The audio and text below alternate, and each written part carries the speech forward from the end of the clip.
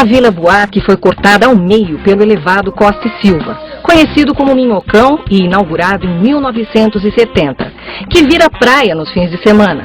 Chamado de cenário com arquitetura cruel e uma aberração arquitetônica, até hoje não é bem visto pela população da região, que teve seus imóveis desvalorizados.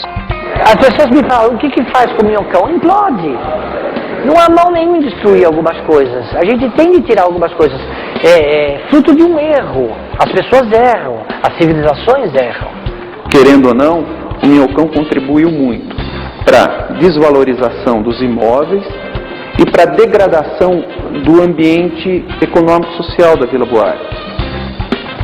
Então, se por um lado ele ofereceu uma alternativa para o transporte da metrópole, por outro lado, ele teve uma incidência negativa na Vila Buarque. Ele afastou moradores e agregou os sem casa, os sem perspectiva, os excluídos socialmente. Então é a partir do Minhocão que a gente pode tentar entender o que é a Vila Buarque hoje. A Amaral Gurgel, ela divide bem a Vila Buarque em dois mundos diferentes. Existe, no sentido de Higienópolis, para cada Amaral Gurgel, um perfil mais residencial, e sendo que uma parte se assemelha muito a Higienópolis.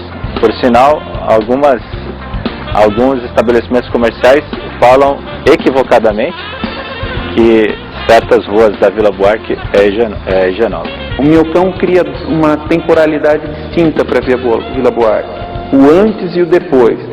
E é a partir da construção dele que a gente pode entender um pouco a característica de degradação que esse ambiente sofreu. Porque esse ambiente, apesar das formalizações que o colocam como resultante da degradação da área central de São Paulo, ele é um ambiente atípico, ele não é uma mera extensão do centro velho de São Paulo.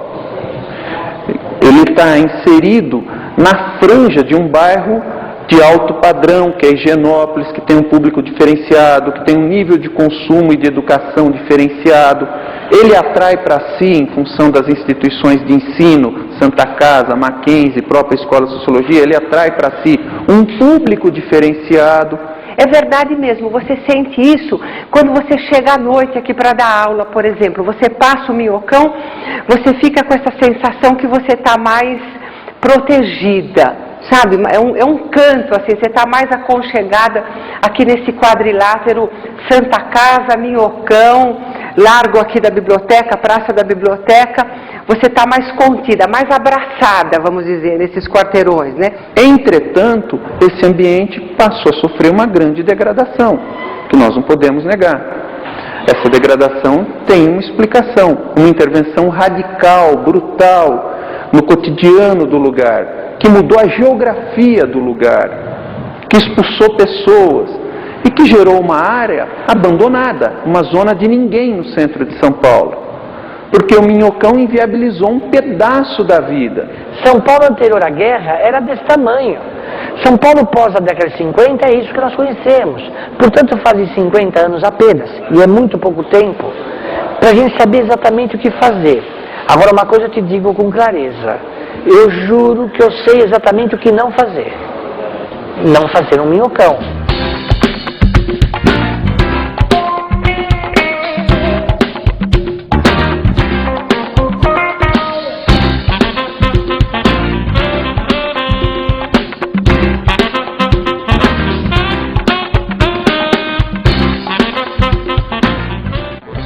O Largo do Aroche, coração da Vila Buarque, abriga pontos tradicionais da gastronomia paulistana, como o Gato que Ri, que alimenta os amantes da culinária italiana, fundado em 1951, e o restaurante francês Le Casserole, fundado em 1954. Alguns poucos prédios residenciais das décadas de 20, 30, 40 e 50 resistem bravamente ao tempo no local. No Largo, podemos observar ainda em funcionamento a Casa do Turismo e o prédio da Academia Paulista de Letras. Nos jardins do Largo, os bustos de seus imortais e a curiosa escultura de uma figura feminina em bronze criada pelo artista Vitor Brecheret, a famosa Depois do Banho, que repousa rodeada por árvores centenárias desde 1940. Isso sem falar no tradicional Mercado das Flores. Estamos no Largo do Arocho há 50 anos. A Vila Buarque é assim um paraíso para todos nós. Nós amamos trabalhar com esse povo elitizado. Nós temos aqui tanta coisa boa. A pessoa precisa vir mais ao Largo do Arocho e conviver com aquilo que nós convivemos para saber definir o que nós temos de riqueza na nossa cidade. A Feira de Artes e Artesanatos, que acontece aos domingos na Praça da República, é conhecida internacionalmente. Tudo começou no final da década de 40, com colecionadores que ali se reuniam para trocar selos, notas, moedas e medalhas. Nos anos 60, artistas plásticos e artesãos começaram a expor no local. Expulsos pela polícia no começo, tiveram o apoio do prefeito Faria Lima, que legalizou a atividade da feira, conhecida também como Feira Hippie. Em 1894, foi fundada a Escola Normal Caetano de Campos, projetada pelo engenheiro Paula Souza e detalhada e desenvolvida por Ramos de Azevedo. A escola adotou uma linha educacional vanguardista, baseada nos novos preceitos adotados pelo governo republicano. Por volta de 1905, a praça era ponto de encontro dos estudantes da Faculdade de Direito que cantavam e recitavam diante do busto de Álvares de Azevedo.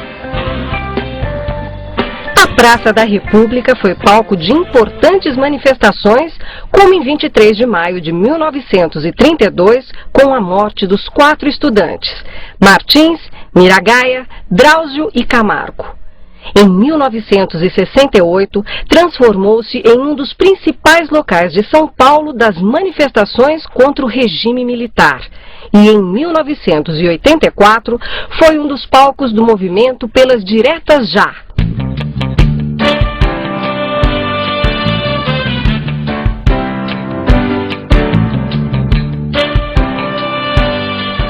No final do ano passado, comemoramos 120 anos da nossa fundação aqui em Vila Buarque. E realizamos então a Semana da Santa Casa, que foi uma semana cheia de eventos e de recordações de tudo quanto nesses 120 anos a Santa Casa efetivamente realizou aqui no bairro. A Santa Casa hoje é considerado um hospital de referência para todo o país. Circulam por aqui diariamente cerca de 30 mil pessoas e fazemos um atendimento de uma média mensal, de uma média diária de 8.300 pessoas. 95% são atendimentos absolutamente gratuitos, a partir da entrada na Santa Casa, no pronto-socorro da Santa Casa. No caso de internação, o doente aqui fica recebendo alimentação, assistência médica, remédios e cama, e tudo a título gratuito.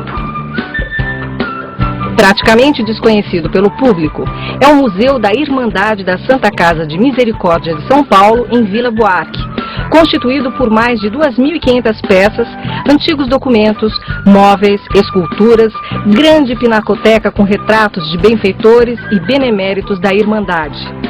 A grande curiosidade do museu fica por conta da Roda dos Expostos, também conhecida como Roda dos Excluídos, um cilindro oco girando em torno de seu próprio eixo, com uma abertura que ficava voltada para a rua Dona Veridiana, destinado a receber crianças enjeitadas. As crianças colocadas na roda eram alimentadas, assistidas e até instruídas, e só eram liberadas depois de estarem aptas a trabalharem e ganharem seu próprio sustento. A roda deixou de funcionar em 1949.